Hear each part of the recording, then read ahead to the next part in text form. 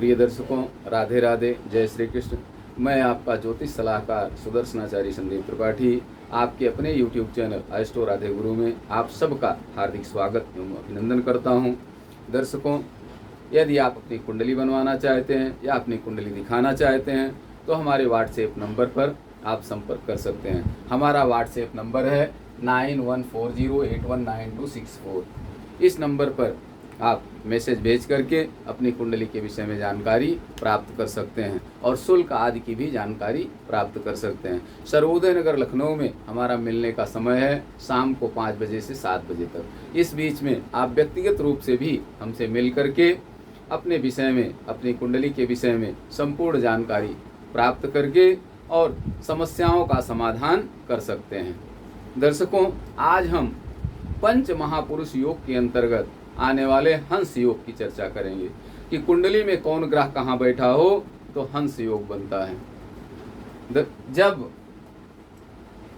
किसी जातक की कुंडली में लग्न, चतुर्थ, सप्तम या दसम भाव में से किसी भाव में देवगुरु बृहस्पति अपनी राशि या अपनी उच्च राशि में स्थित हो तो हंस नामक राजयोग का सृजन होता है, हंस योग बनता है।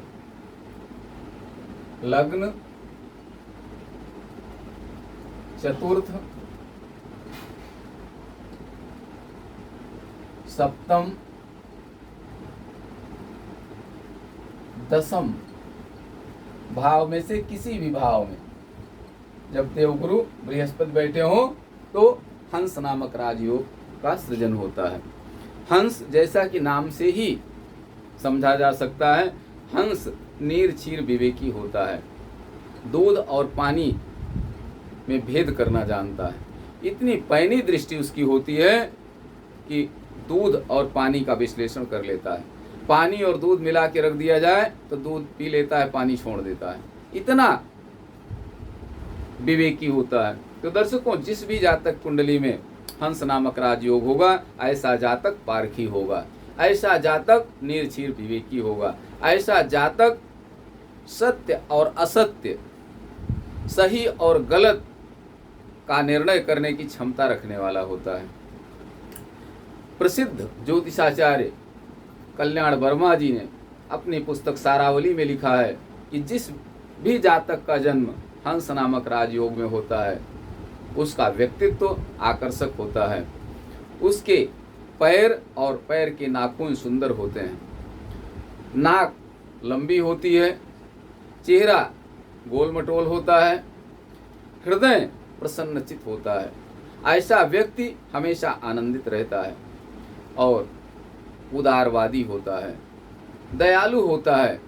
क्योंकि देवगुरु बृहस्पति अध्यात्म के ग्रह हैं, इस कारण ऐसे व्यक्ति का व्यक्तित्व आध्यात्मिक होता है। ऐसा व्यक्ति नैतिक जिम्मेदारियों वाला होता है। ऐसा व्यक्ति सही और गलत का निर्णय करने की क्षमता रखता है। बैलेंसिंग पावर इनमें बहुत अधिक होती है। दर्शकों, देवगुरु बृहस्पति धन के कारक हैं। कुंडली में द्वितीय, पंचम, नवम और एकादश भाव के कारक देवगुरु बृहस्पति माने जाते हैं। फिर से देखें, धन पंचम भाव, बुद्धि विद्या संतान के, भाग्य और लाभ के। अब यहाँ देखिए, धन और लाभ सीधे सीधे दोनों के कारक कौन हैं? देवगुरु बृहस्पति हैं। बुद्धि के कारक देवगुरु बृहस्पति हैं। अगर बुद्धि नहीं, विवेक नहीं तो धन कमा नहीं सकता आदमी। कमाया हुआ धन भी चला जाता है अगर विवेक न हो तो। इसलिए जिस भी जातक की कुंडली में हंस योग होगा ऐसा जातक धन का सदुपयोग करने वाला होगा, ऐसा व्यक्ति बुद्धिमान होगा, ऐसे व्यक्ति की संतानें सुखी होंगी, शिक्षित होंगी, सुयोग्य होंगी। ऐसा व्यक्ति एक कुशल साहित्यकार हो सकता है, ऐसा व्यक्ति एक कुशल राजनेता हो सकता है, ऐसा व्यक्ति वाक्पटु होता है, भाषण देने की क्षमता इनमें बहुत अधिक होती है। ऐसा व्यक्ति समाज में प्रतिष्ठा अर्जित करता है, अपने सुंदर गुणों के कारण, अपने सत्कर्मों के कारण समाज में प्रतिष्ठा अर्जित करता है। ये जहाँ भी होते हैं इनकी अलग पहचान होती है। इनका नाम इनके काम से जाना जाता है। ये अपने पिता का, अपनी परिवार की प्रतिष्ठा का हर समय ध्यान रखते हैं और उसमें वृद्धि करने का प्रयास करते हैं। ये आशावादी होते हैं और सतत लक्ष्य के लिए चिंतनशील रहते हैं, प्रयत्नशील रहते हैं। दर्शकों, देवगुरु बृहस्पति बुद्धि के देवता हैं। इस कारण ये किसी भी कार्य को बड़ी बुद्धिमानी और तत्परता के साथ संपन्न करते हैं। खाने के बड़े शौकीन होते हैं। देवगुरु बृहस्पति क्योंकि बुद्धि के देवता हैं, धन के देवता हैं, लाभ के देवता हैं, इसलिए ये हमेशा धन कमाने और उसे सही जगह पर लगाने का प्रयास करते हैं। दर्शकों, इनकी बौद्धिक क्षमता बहुत अधिक होती है। जिस भी जातक की कुंडली में हंस नामक राजयोग होगा, ऐसा व्यक्ति हमेशा संतुलन बना करके अपने जीवन में चलता है। अपने परिवार में, बच्चों के साथ, समाज में किसके साथ कैसा व्यवहार करना चाहिए, इनको खूब अच्छी तरह आता है। आज हम इसको समझने के लिए एक कुंडली का विश्लेषण करेंगे। जिनकी कुंडली में एक ऐसे फिल्मी स्टार की कुंडली का विश्लेषण करेंगे जिनके नाम से लोग प्रभावित होते हैं, जिनका नाम सुन करके चेहरे पर मुस्कान आ जाती है लोगों की। ये फिल्मी स्टार कौन है? माधुरी दीक्षित जी।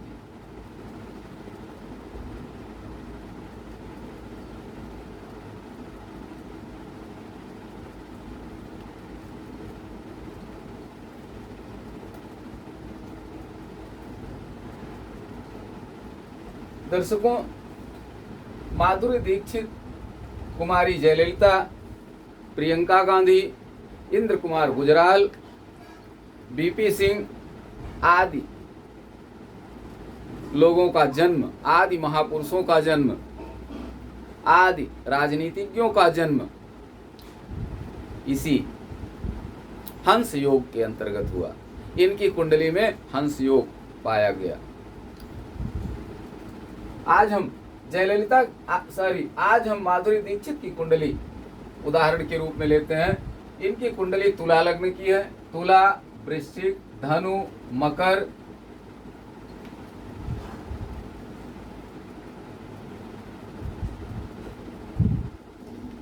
कुंभ, मीन, मेष, वृष, मिथुन, कर्क, सिंह, कन्या। लग्न में इनके केतु बैठे हुए हैं। सप्तम भाव में राहु, छठे भाव में शनि बैठे हुए हैं। द्वादश भाव में पराक्रम के प्रतीक मंगल बैठे हुए हैं। अष्टम भाव में इनके सूर्य और बुध बैठे हुए हैं। बुधादित्य योग बना रहे हैं। यहाँ भाग्य स्थान पर शुक्र बैठे हुए हैं। दैत्य गुरु शुक्र भाग्य स्थान पर मिथुन राशि में बैठे हैं। दसम भाव में कर्क राशि में देवगुरु बृहस्पति और चंद्रमा बैठे हुए हैं। मन के कारक चंद्रमा, माता के कारक चंद्रमा बैठे हुए हैं। यहाँ सूर्य, चंद्र, मंगल, बुध, गुरु, शुक्र, शनि, राहु, केतु, इस प्रकार से इनकी कुंडली का योग है। इनकी कुंडली के ग्रह हैं। अब यहाँ देखिए सूत्र क्या है। जब लग्न चतुर्थ, सप्तम या दसम भाव में से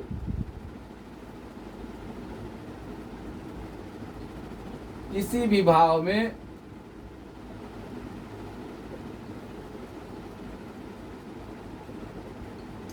गुरु अपनी राशि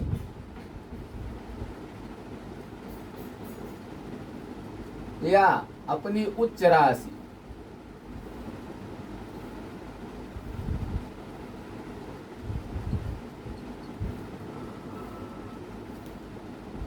में स्थित हों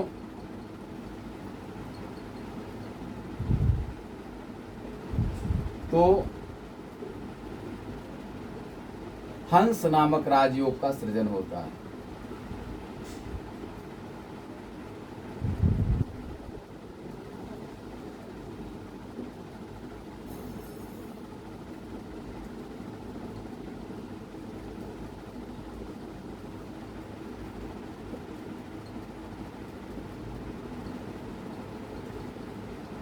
जब लग्न चतुर्थ सप्तम दसम भाव में से किसी भाव में गुरु अपनी राशि या अपनी उच्च राशि में स्थित हो तो हंस नामक राजयोग का सृजन होता है। हंस नामक राज, इनकी कुंडली में यहाँ देखिए देव गुरु बृहस्पति कर्क राशि में स्थित है, अपनी उच्च राशि में दसम भाव में स्थित है।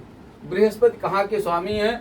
तृतीय और षष्ठम भाव के स्वामी होकर बृहस्पति मित्र चंद्रमा की राशि में चंद्रमा के साथ दसम भाव में स्थित है। यहाँ गजकेसरी योग भी बन रहा है। लग्न से केंद्र में बृहस्पति और चंद्रमा दसम भाव में एक साथ बैठे हुए हैं। यहाँ गजकेसरी योग भी इनकी कुंडली में बन रहा है। तो हम हंस योग की चर्चा कर रहे हैं। इनकी कुंडली में प्रबल हंस योग बन रहा है। तुला लग्न की इनकी कुंडली है। माधुरी दीक्षित जी की कुंडली तुला लग्न की है। ऐसे व्यक्ति में तुला लग्न की कुंडली जिसकी होती है वह बैलेंसिंग पावर बहुत बढ़िया रखता है। बैलेंसिंग पावर उनमें बहुत अच्छी होती है। और देवगुरु बृहस्पति केंद्र में अपनी उच्च राशि में बैठे हैं।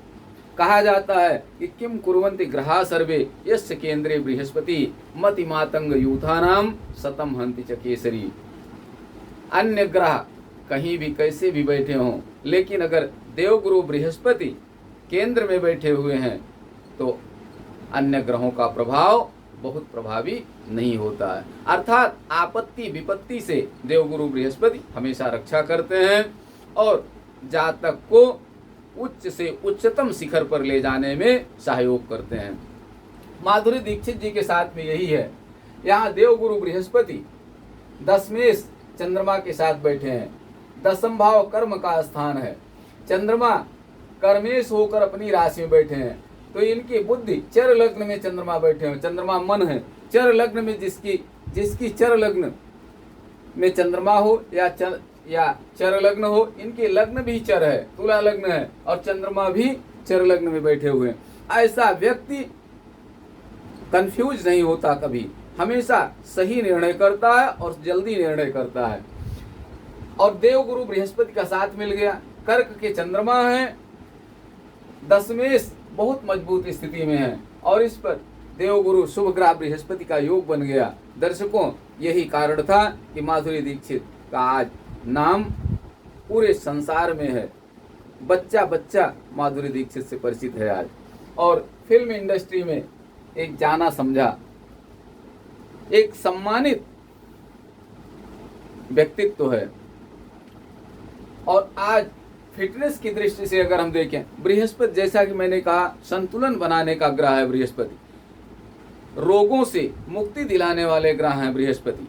केंद्र में अगर बृहस्पति हैं तो चाहे वह शारीरिक परेशानियां हो, चाहे मानसिक हो, चाहे आर्थिक हो, सबसे मुक्ति दिलाता है।